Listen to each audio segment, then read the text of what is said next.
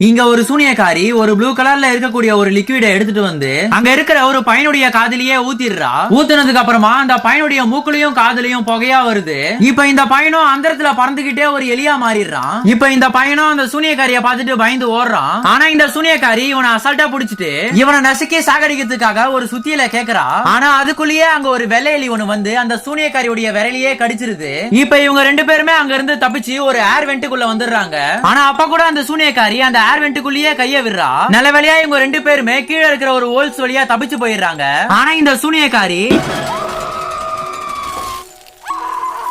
கடைசியா இந்த 3 எலிகளுமே சேர்ந்து இதுக்கப்புறம் இந்த சூனியக்காரி யாரையுமே எலியா மாத்த கூடாதுன்னு சொல்லிட்டு அந்த சூனியக்காரிங்க குடிக்க போற ஒரு சூப்ல இந்த லிக்விட கலந்து விட்டுறாங்க.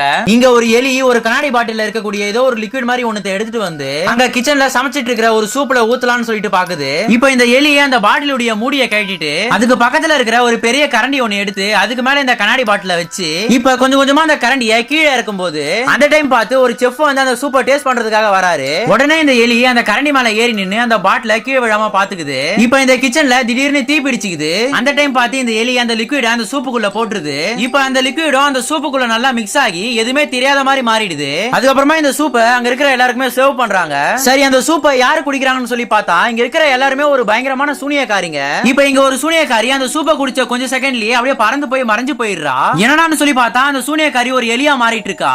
இந்த சூனியக்காரி மட்டும் இல்லாம அங்க இருக்கிற எல்லா சூனியக்காரிங்களுமே எலியா மாறிடுறாங்க. இப்ப அந்த சூனியக்காரிகளுடைய தலைவியோட வாயிலுமே இந்த லிக்விட ஊத்திடுறாங்க. இப்ப இந்த சூனியக்காரியுமே ஒரு பயங்கரமான எலியா மாறிடுறா.